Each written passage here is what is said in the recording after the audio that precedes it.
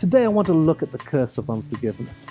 You know, it's God's desire that we would be forgiven, but sometimes we will never fully understand grace until we know how to have grace on other people and sometimes grace on ourselves.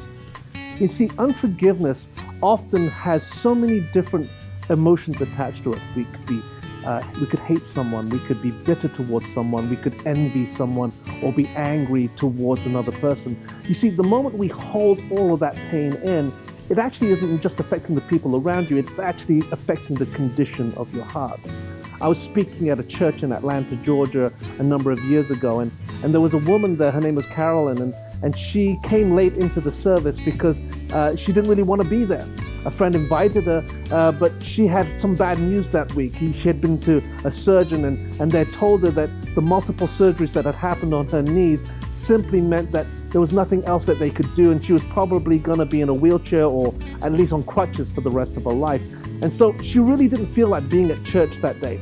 Well, I was preaching on forgiveness, and as she was listening to me, she started getting really angry. She was saying, "What right has this guy got to tell me to forgive? You don't know the people who rejected me, the people who disappointed me, the people who abused me. You know, you have no right to tell me to forgive."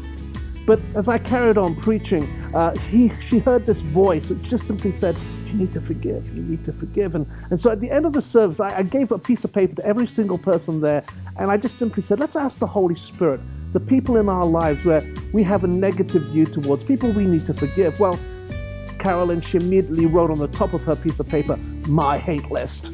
And then she proceeded to write 48 names in the next few minutes. Well, I then led the group into a time of prayer to forgive those people, and then at the end of that time I asked them to rip up the pieces of paper and to scrumple them into a ball and bring them to the front and drop them into the basket, and then simply as they dropped that ball into the basket they would say, "It is finished," just as when Jesus died on the cross and forgave us, he said it was finished. Well, one by one, these people would come and drop in their pieces of paper, and Caroline was one of the last ones. She came and I remember she stood there and she held with clenched fists that piece of paper, and finally she threw it into that basket and said, "It's finished." Well, the interesting thing was, as she was walking back down the aisle on her crutches, she suddenly realized that all the pain in her knees had disappeared. In fact, she then put her crutches down, and for the first time, she actually walked perfectly back to her seat. Now, 2 weeks later, she wrote to me and she said, "You know, the doctors can't find anything wrong with my knees. They feel like my knees have never had surgery before. I've been completely healed." So what happened that day? Did anybody lay hands on her and pray for healing, or did anybody anoint her with oil? I mean, what happened? Simply, she got her life in line with what Jesus desired. She understood the power of forgiveness. You see, unforgiveness can truly destroy the purity of our heart and begin to affect not just our minds, our emotions, but sometimes begin to affect our body.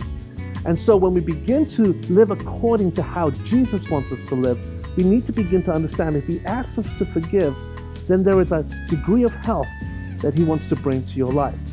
And so I want you to consider, are there people in your life that you need to forgive, and are you ready to prepare your heart so that forgiveness can transform it and so that you can walk into a life of peace and joy that God intended? This is Steve Chua.